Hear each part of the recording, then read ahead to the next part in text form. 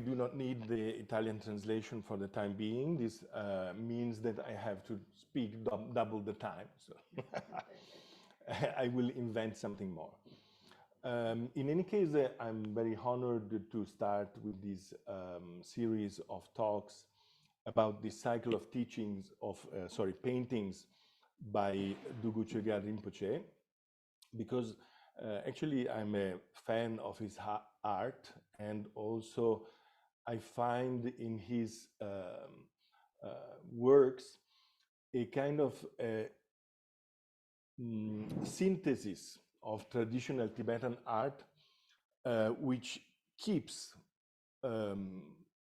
completely and steadily and always the principles that are behind the artistic production in the Tibetan Buddhist world, while at the same time elaborating a very personal, a very specific style, which is something that is not necessarily always recognizable in Tibetan art. So basically, to introduce this topic briefly, we can say that Tibetan art is a different form of expressing the teaching as compared to the texts. The purpose, the goal, the artha, as they say in Sanskrit, or turn in Tibetan, is still the same, is the to be supportive and to be a instrument for, in order to allow people, enable people to go ahead on the path towards enlightenment. Actually, a Buddhist practitioner does only, a Mahayana practitioner in particular, only has this purpose, his own enlightenment for the benefit of all beings. So, for doing this, those who are qualified to do so, they can use different tools, different means, different methods, how you say, skillful means, yes, upayas they are called, that was the word I was looking for, in order to do that. Of course, the main way is the spoken word, no? Words and languages do have the closest contact with the mind of, particularly, of course, human beings in this case, and are the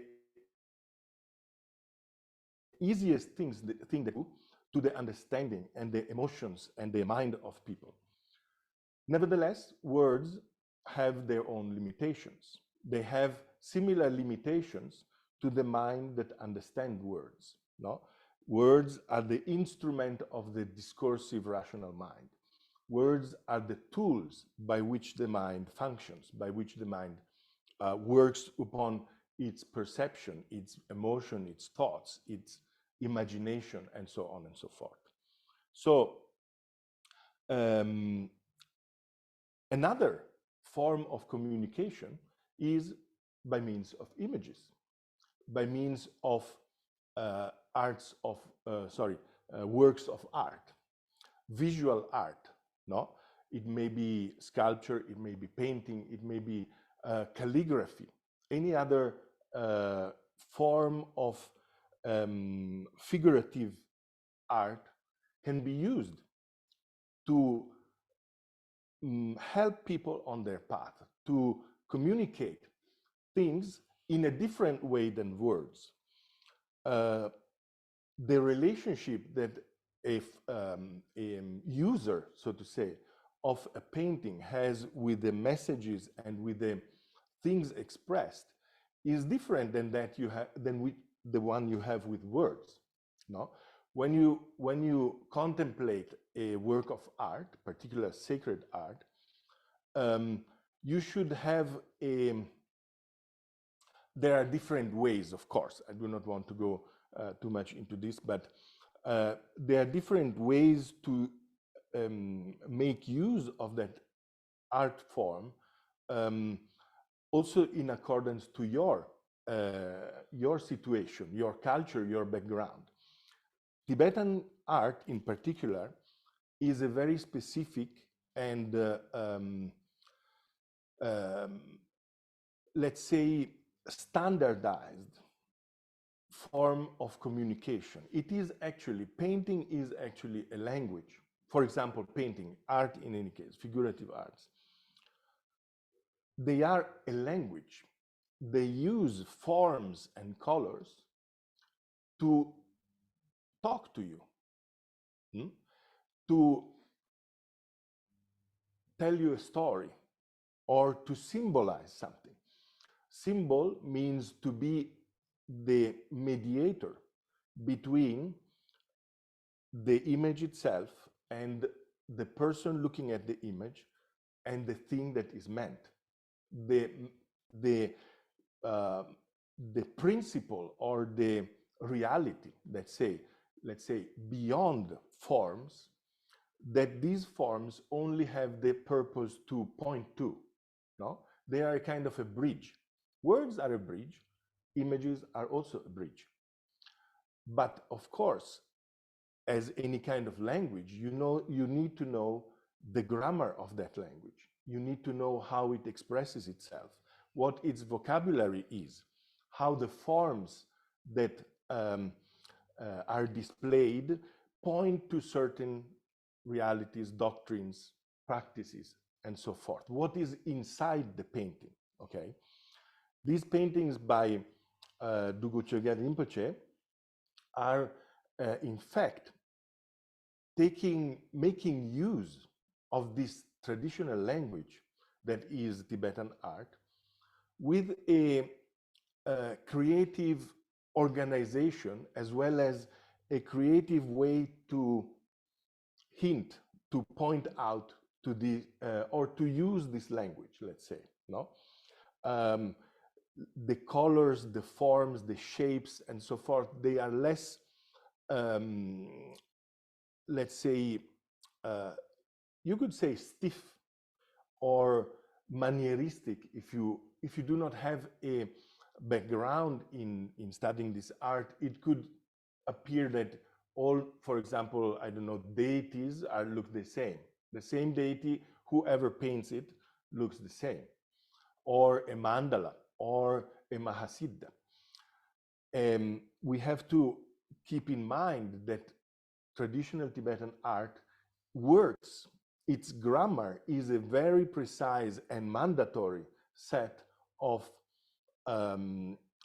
rules that is particularly concerned with colors, but before that with measures.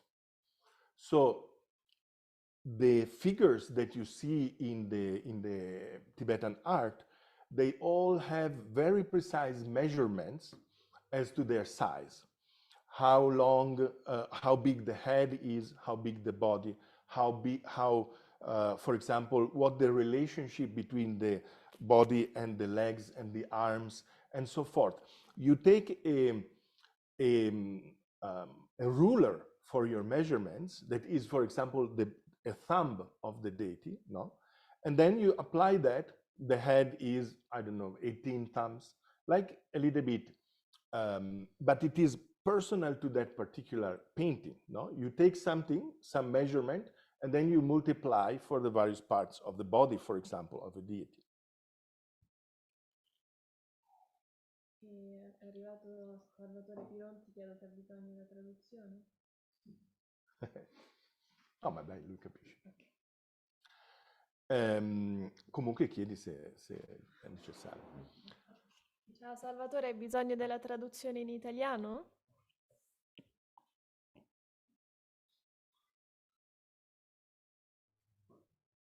Okay, just one moment, we check if translation is needed.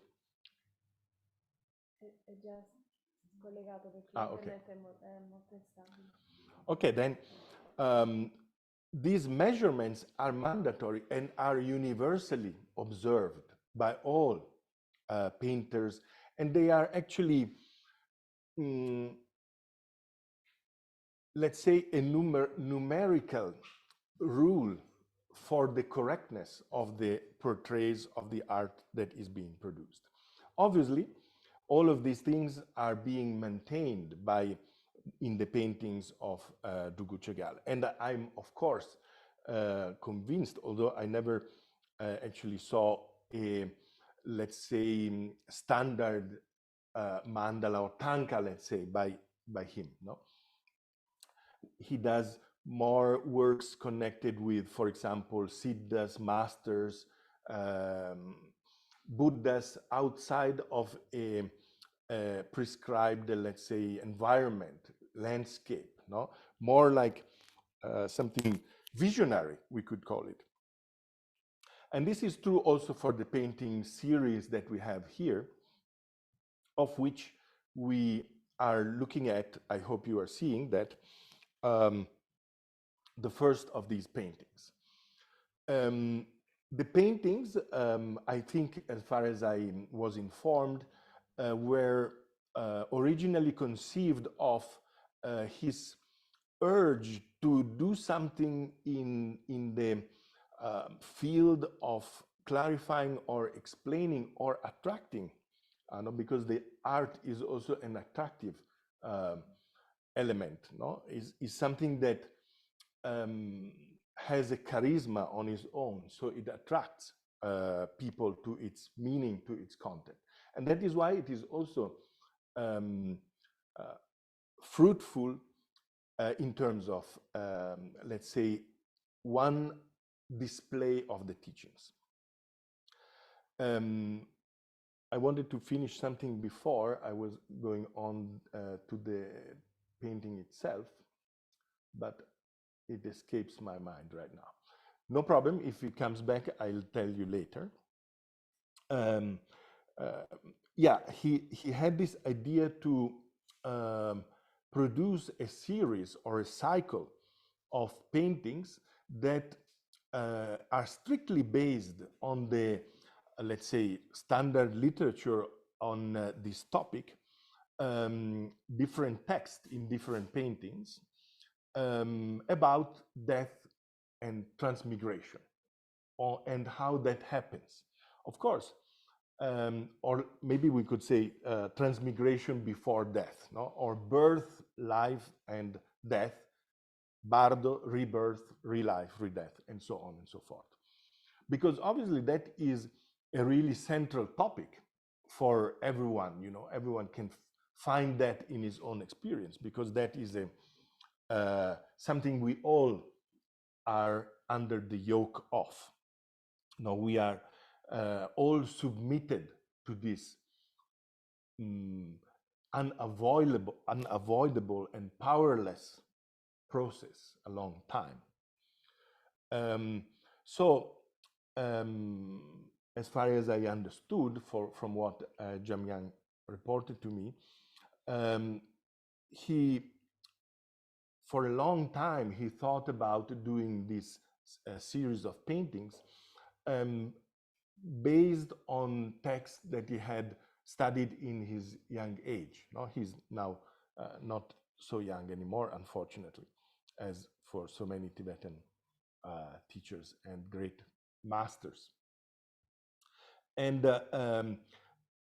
it appears now it's the good time to produce them and to have them go around. So you will maybe also be able to follow the upcoming talks about other paintings and other things, and then finally be able to view the exposition that will be in Oxford University and in London as well. So you will have the possibility, if you can, to have a direct contact with these paintings, because that obviously is better than having a picture, a photograph, or a scan, or whatever. So let's come to this first painting. This one is based on a sutra contained in the Kanjur, so in the Buddhist, Tibetan Buddhist canon of texts mostly translated from Sanskrit. The original title is Ayupattiyathākāroparipṛcchāsūtra, or in Tibetan, Tsempoa Jitargyurwa Shupedo, which means the two titles are exactly the same in Sanskrit and in Tibetan. It means the sutra of questions related to, if you like, how it happens that one transmigrates. Tsempoa. It means shifting life, literally, no? Going from one life to another, transferring lives, okay? Sanskrit is exactly the same. And it is a very traditional sutra, let's say, a Mahayana sutra. It was well known along the centuries by all Indian masters, particularly Nagarjuna appears to have had a relationship to that. He quotes or he uses several examples that in this sutra are used to illustrate, we will come back to that later, how transmigration happens. The setting is Kapilavastu, the capital of the kingdom of the Shakyas, of which the Buddha's father, Shuddhodhana, was the king. And apparently, I don't know, I don't have very many information about that. The Buddha went back home for a vacation or something. And the setting is that a young man from the Shakya clan passed away for whatever reason. And the father of the Buddha, Shuddhodhana, he observed how all the siblings, the cousins, the parents, the children, all the people who, this Nandaja was the name of this deceased man, all those, and he was well liked by the people. So a vast number of individuals showed up at his last rites. The father of the Buddha is able to behold this scene, and questions arise in him. No, particularly he begins with this scene that you see depicted in the upper part of the painting here. You can see, I should turn, otherwise I get mixed up with left and right. On the upper left, upper left side, you see the corpse that is kind of composed in the traditional Indian way. No, obviously the setting is in India, and he lies wrapped in white cloth on a stretch, which is then the thing that will be carried on the pyre, no, when he is going to be cremated. Around that central element, no, the dead, the passed away corpse, you see what the living do. They come in great numbers. You can see them on the right side, on the same level, horizontal level. You can see also probably the closest relatives and friends of the deceased on the upper extreme left side of the painting. The people are dressed in white color, which is the traditional color for mourning a dead person in India. And you see on the right of the corpse, you see first numerous offerings. Food, in the text it says food, drink, jewels, whatever. Whoever has something, he offer. And then you see they brought along elephants, and horses and cavalry and all that. And probably also on that left side, there are other offerings, and everything is very much, let's say, the whole scene is very much directed towards this corpse in the center, no? And so, if you like, maybe we have time to read the extracts from the sutra as well. And it starts saying, at that time, a man in the prime of his life called the Shakyanandaja, who was cherished by all his relatives and praised by all, had died. In front of his body, his children, wife, relatives, and dependents had gathered together his horses, elephants, clothes, and a variety of ornaments, gold and silver, pearls, crystals, and other jewels, as well as a variety of delicious and sweet food and drink. They offered them, wailing, "We give these to Nandaja." So,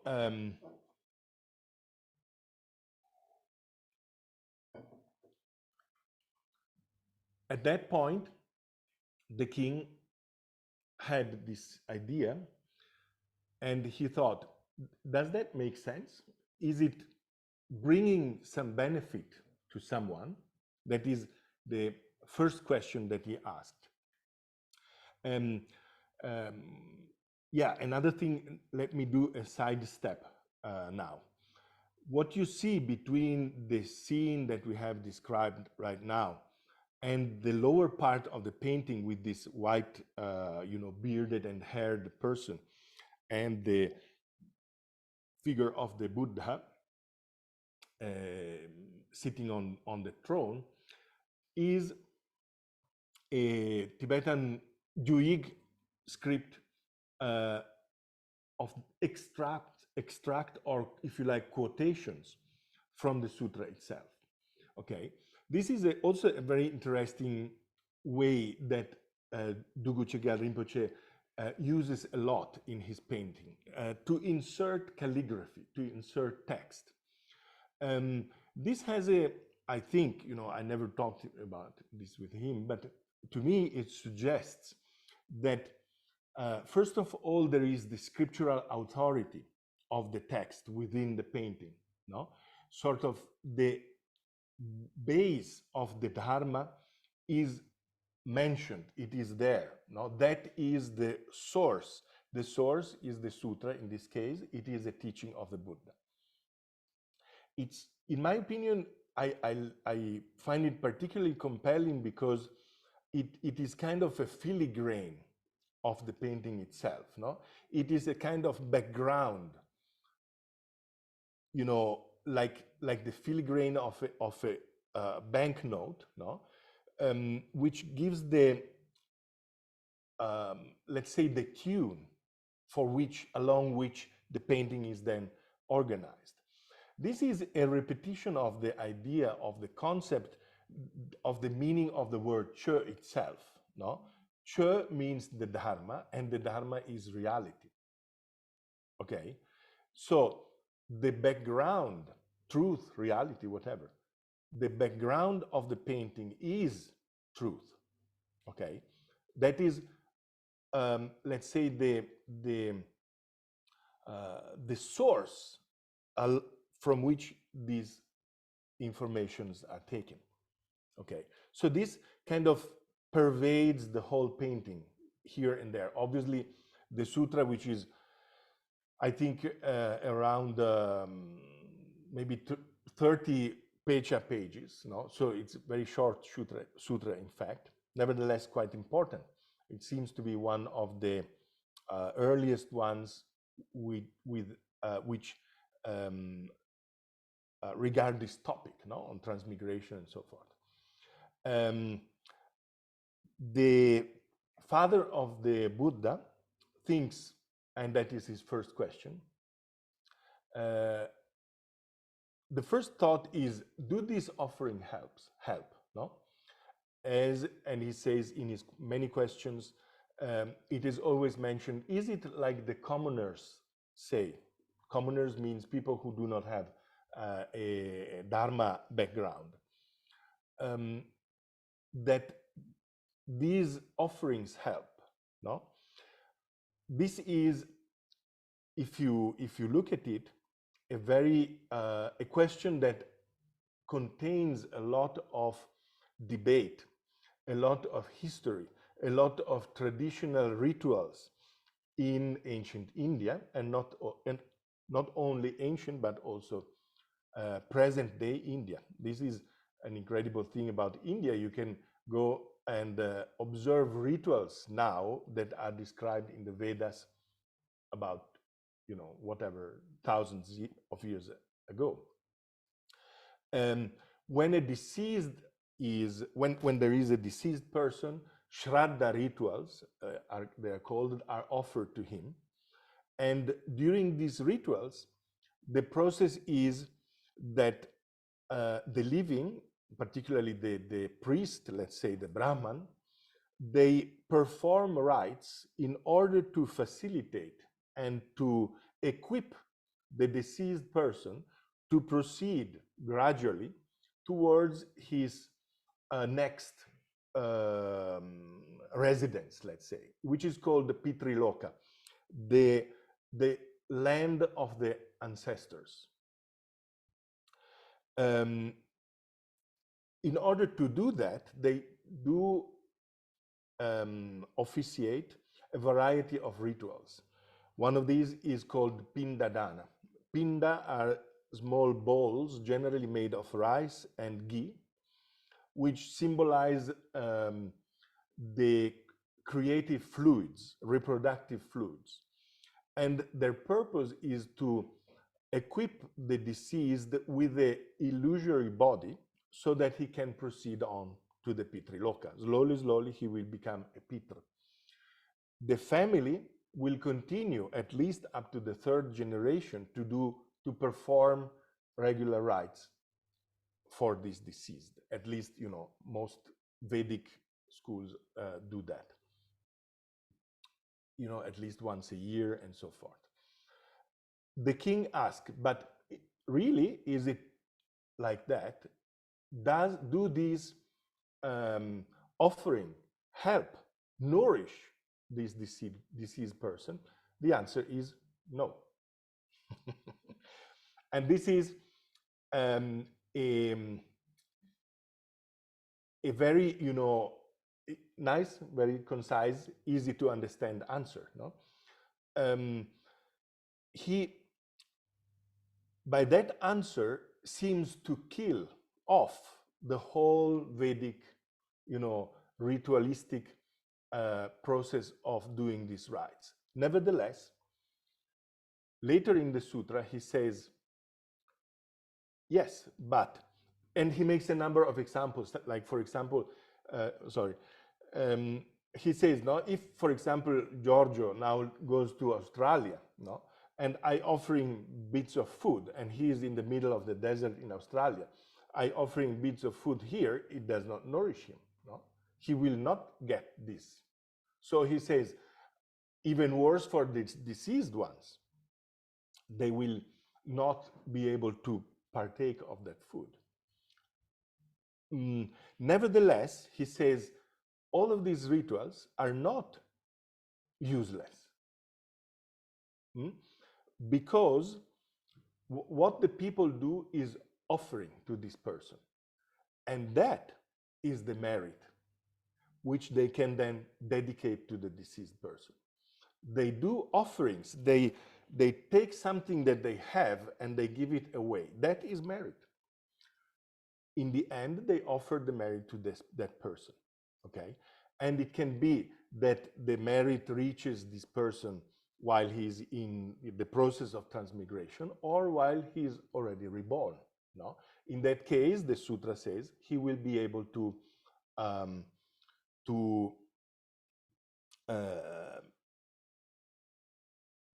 have his position sort of uplifted. No?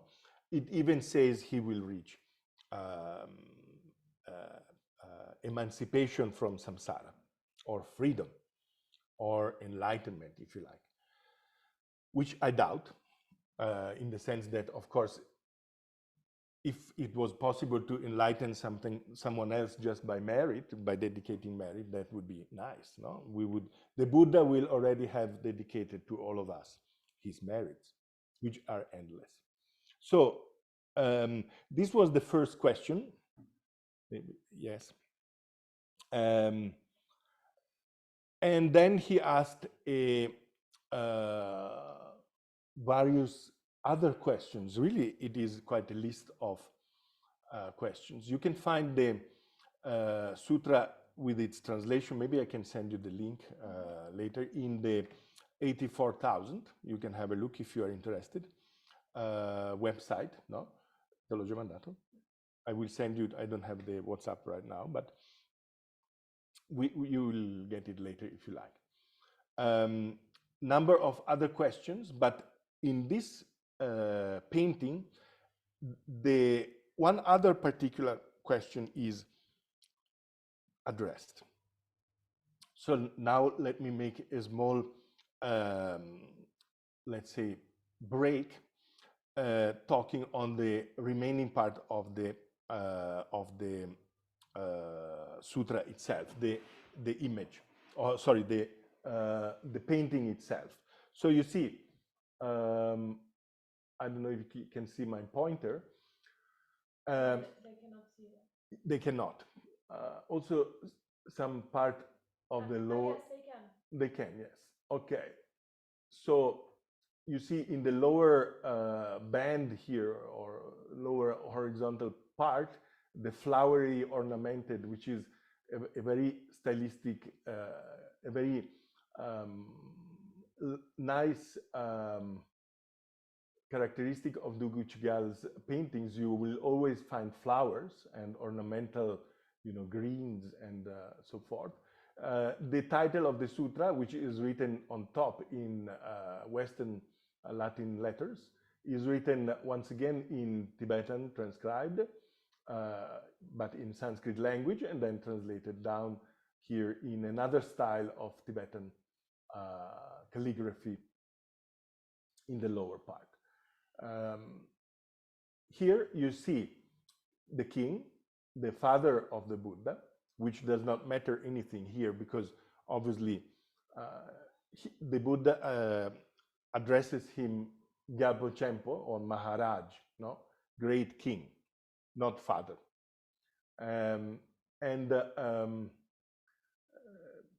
Obviously the Buddha has transcended family and relations and everything. So he's just a great king who asks questions. And you see, he sits on a throne. He is, you see, about the language, no? He is white. Everything is white, no? He partakes of the mourning, no, for the deceased. He is very respectful for the Buddha. He asks with his hand joined in the Namaskara mudra. And he asks his question. The Buddha, on his part, is also talking to us in terms of his position and the hand position and so forth. So first of all, he's sitting on a throne with the feet on the ground. No, this means that he is now looking outside. He is addressing people. No, he is not like in Vajrasana or in meditative posture, which is more introspective. No, that is when he looks at the nature of mind, if you like, within himself, while not forgetting obviously of the external. But here his function, so to say, is that to go in the direction of beings, no, to come and help, to rescue, if you like. This is, if you like, for example, a position that you will see the Buddha Maitreya sitting in. Now, Buddha Maitreya is the future Buddha. You will nearly never see him in meditative posture. Why? Because he's coming. He is sitting on a throne, ready to come. And then, and he is also sitting on a throne, so something worldly, no? Not the simple mat of an ascetic, but really something ornamented, something that, you know, people might like. Then he has, obviously he's sitting upright because his spine never has curves. And then his right hand is in the so-called Dharmachakra mudra, or the mudra of the teaching, when he's giving the teaching, no? So actually, when the father asked him about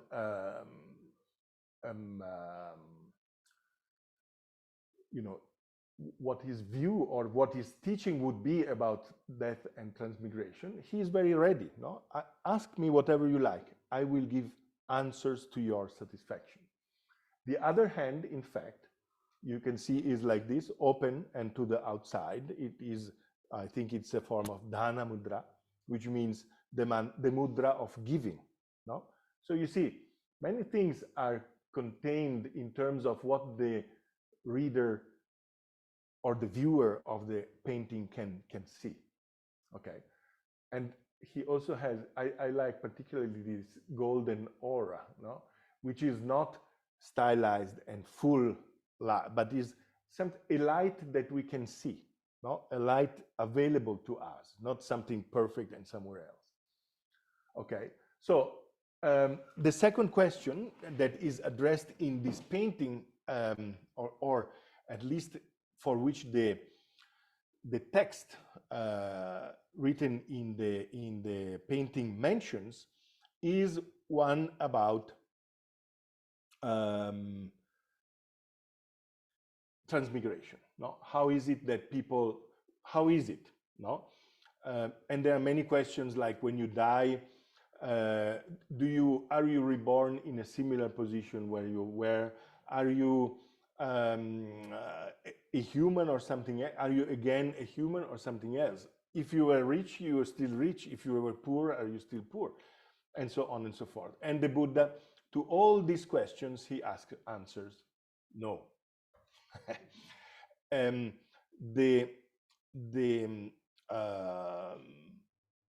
questions are most of the time introduced by, is it like the commoners say? No. So taking as the base of the questions what maybe he also thought was right, or what also was his take on death and transmigration. Of course, the Buddha says it is not as the commoners say, no? So then the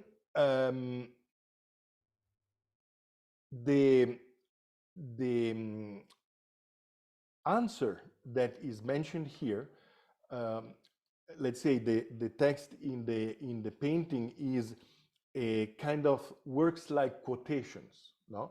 Is extracts. Sometimes it's not even literal, doesn't matter, that is not the purpose, but the main parts are literal, and it is kind of abridged, the whole thing. Of course, it doesn't, either you do a very big painting or you have to do abridged part.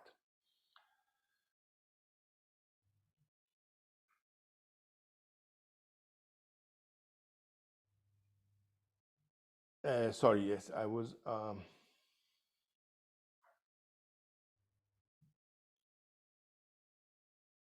Yes, this is still the part. Then there is, well, let's forget about, maybe I come back to that later. So what is saying in our text written on the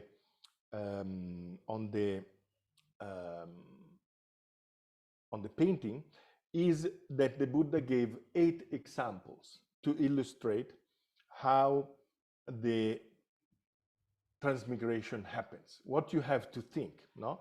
And these 8 examples, these are precisely those which I was referring to, that were taken up by Nagarjuna later on. I think it is, I don't remember what the text was. And these examples are in the text, it only says, he gave 8 different examples: prayer, butter lamp, mirror, magnifying glass, seeds, bitter taste, sweet taste, and echo sound. Echo. Echo. Echo. The sound of an echo, okay? These only are mentioned in the text here, while in the sutra they are explained a little more. So we have just a few minutes to go. I will read from the sutra. This is, I did not have, unfortunately, the time to retranslate that myself, but I found a wonderful translation on the site I was saying before, by Tom Tillemans. So I think that is perfectly acceptable. Only I would not call the Bhagavan the Blessed One, but that is my problem. So, by the way, in the note it says why it's not Bhagavan, which is surprising. In any case, yes, that's it. So, the Blessed One replied. This is where the examples of the various things occur. O great king, there are 8 analogies for rebirth. 1, the analogy of students learning that which is recited by the teacher. No? Transmission. Not a being, but words. Well, I will read rather than talk. A lamp being lit from another lamp, a reflection occurring because of a mirror, an impression and image from a seal or a stamp, fire coming from a magnifying glass, a sprout arising from a seed, the production of saliva when someone says the word sour. This is, I don't know. I don't know if you produce saliva when you hear sour. Maybe yes. It explained that later. The sound of an echo. The list is slightly different if I look. Maybe we should check that in the text and the painting and the transcription of the painting. I'm not sure if that is correct. In any case, O great king, in these 8 analogies, the fact that earlier things give rise to the later ones illustrates how nothing permanent transmigrates. The fact that later things arise from earlier ones illustrate how transmigration and rebirth do not occur without a cause, and that they are not of something extinguished or halted. Okay, so this answer gives, no, there is nothing permanent like an Atman or a Dagnit or a Dag that goes from one life to another. No, it is not an entity, a individual soul person permanent. No, but no, it is not ceasing. It is not something that is like the ashes of a pyre. What comes next comes because it is relying on the causes that produced it, causes and conditions. Furthermore, O great king, all of these analogies are things that come about when 3 conditions are gathered together. This is further explanation by the Buddha. When there are teachers, students, and sense faculties, we have recitation and language learning. When there exist butter, wicks, and vessels, we have lamps. When there are bright skies, faces, and mirrors, we have reflections. When there are signets, lamps of clay, and human manual effort, we have impressions and images from a seal or a stamp. When there are crystals, sunlight, grass, and wood, we get fire. When there are seeds, earth, and moisture, we get sprouts. When there is salt, a previous experience of drinking salty water, and when the word sour is pronounced, people then begin to salivate. This is probably something that occurred in ancient India. I stopped to salivate. When someone speaks, when there is no other loud sound, and when there is a nearby mountain, then an echo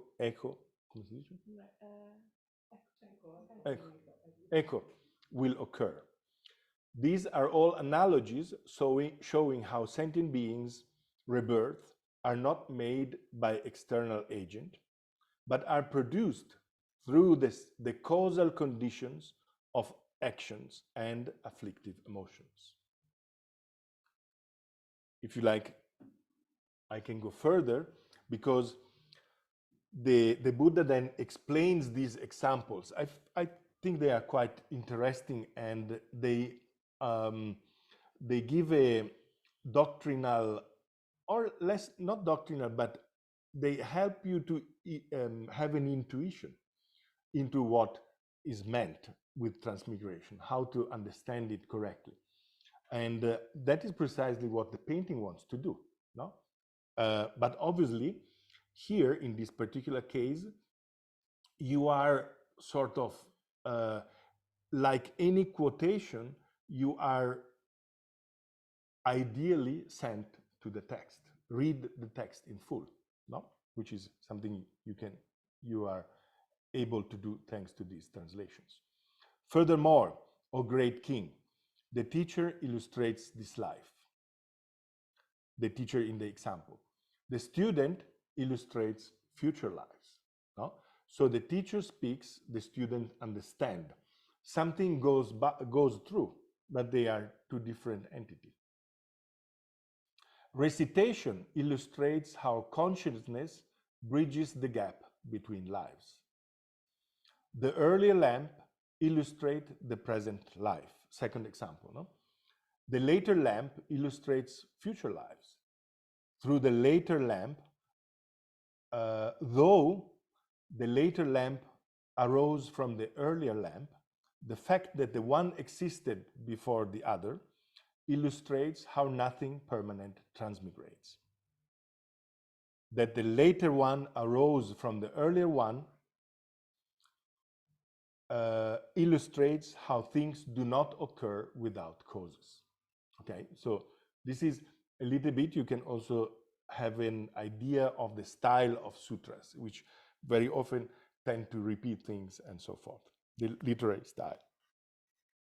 The mirror illustrates how future life exists because present life exists, how nothing real transmigrates, and how future life definitely do exist.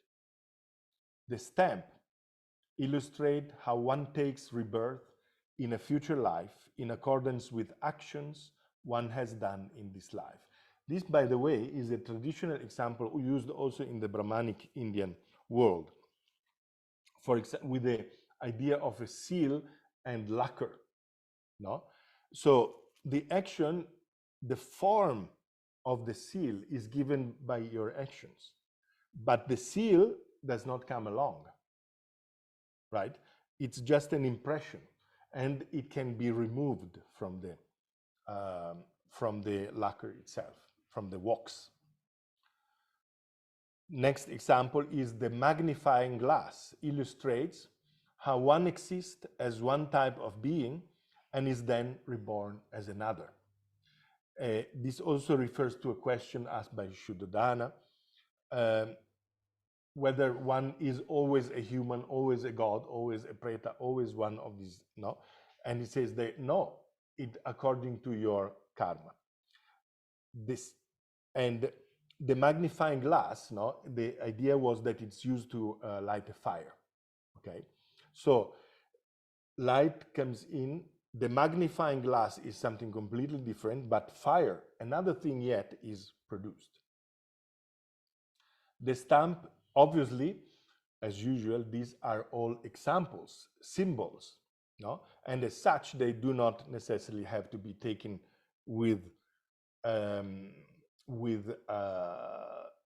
scientific rigor, but just as means to understand. The stamp, this ahead, the seed illustrates how one does not cease and become non-existent. Okay, the seed is, the example of the seed is that when the sprout comes forth, the seed is destroyed, no? And the sprout remains with the plant and all that. So previous state is destroyed, next one is produced, but there is no interruption or there is no seizure between, not seizure, but cutting, no? Yes.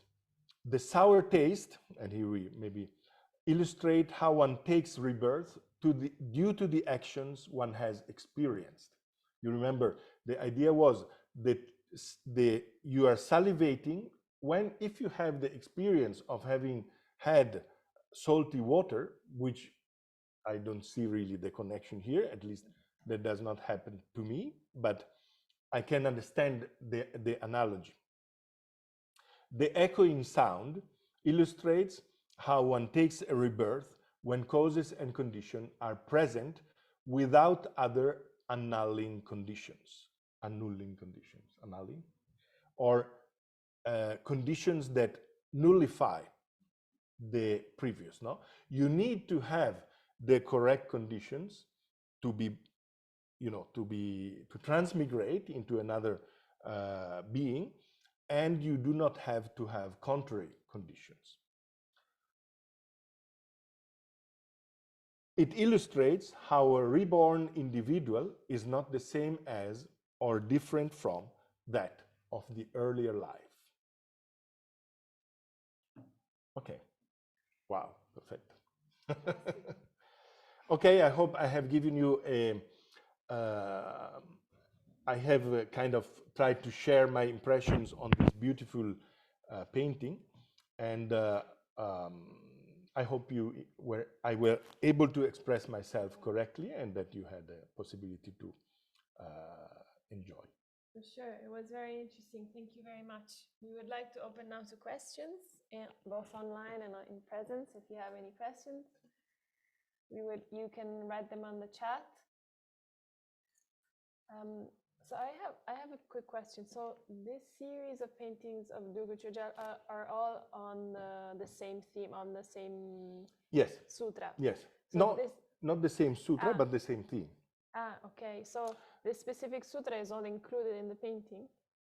This, I think, but Jamian told me, but I would not say something,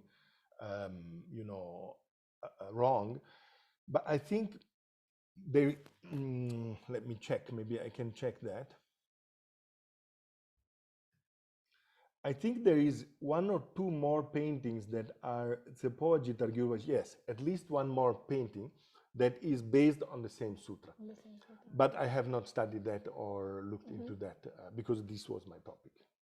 And the whole cycle then, I think, also takes other sutras, maybe also other teachings into account. Right. So it's interesting for me to see this image because it almost looks like a cartoon, because you have the impression that you're actually seeing an action. Yes. That it's not a static painting. Yes. And so this is very modern in this sense. Yes. It is also, if you like, you can have an idea of comics, no? Comic books, which have a mixture between text and painting and figure images, no? That is also, but of course, it's entirely another, level of world. Well, I was thinking about mangas, like Japanese manga. Yes. The idea is sort of, obviously this style is previous, no, to mangas. So probably the mangas coming from the, similar cultural area, they have drawn on that, maybe that idea, that possibility. Although, as I said, this characteristic of introducing lengthy parts of text within a framework of traditional art, at least traditional in the sense that it has the same purpose as traditional art, to introduce large portion of text, I think it's a peculiarity, at least, of our artist here. And do you think that this painting, if someone looks at the painting without being able to read and understand, still get some kind of indirect like transmission of the message because it was painted by a... Yes, that is an interesting question. Generally speaking, transmission of text you get by the vibrational energy of sound. No, that's the idea. So mi è rimasto appiccicato. The master, when he gives transmission of a text, he gives life, taking the text out of the page, out of its coffin, if you like, and giving it life. And that life is what the transmission is then intended as lung, no? The Tibetan word lung, the transmission of the text from master to disciple. It needs a sound. Okay. No, there is no other way, because sound is related to the prana and to the mind of the master. No? Nevertheless, even the mere presence of a written text on something is, let's say, apotropaic, no? Or it has power. No? For example, you can see that on Tibetan prayer flags, on the mantras that are like in print on the rolls that are stocked within the so-called prayer wheels. No, you put them in motion and they go through wind. They go in, although not in a lung way. No, you cannot say, oh, I walked past that I don't know, lung ta, and I got the transmission of that lung ta. No, that is not possible. So we could we say that this, in comparison to the tadrol that we were talking about in the last lecture series, it was tondrol, tadrol. Yes, is more directed to the people that stay alive. Whether the tadrol is directed more to the no, it has a virtue in that sense as well. No, here it is a little different. No, in the sense that tadrol is liberation upon touching. No, and you can do that with all the senses. No, touching, viewing, hearing, and so forth. But in that sense, what is transmitted is a cause, no? Like we read in the Sutra, is a circumstance that works as a cause that will then bring fruit, but is not let's say, a conscious cause, no? It is not something that you willingly listen to, like a transmission. It's not a lung. You cannot say that these various drolls are lungs. That is not that is a different order of idea. If you see, for example, our Gompa here was called Tondrol Chempo. Great, then it changed name. Now it's Tingenzin Chempo. But it was, which is usual, no? In Tibet, everyone changes names 2-3 times. It's like putting on a new dress, sort of. And many masters have 12, 20 names different, so it's a nightmare if you have to reconstruct the biographies. In any case, tondrol means liberation upon seeing. No, you are just a cat or a dog, maybe preferably a cat. You walk by the Gompa, the structure of the temple. You see it, they perceive it with their eyes. And that constitutes a cause for their liberation one day in the very, very, very, very far future, presumably, after so many lives, but maybe even in the next. No, they had a cause with the of contact with the teaching, and then it will ripen. Thank you very much, Fabian. Thank you. Thank you.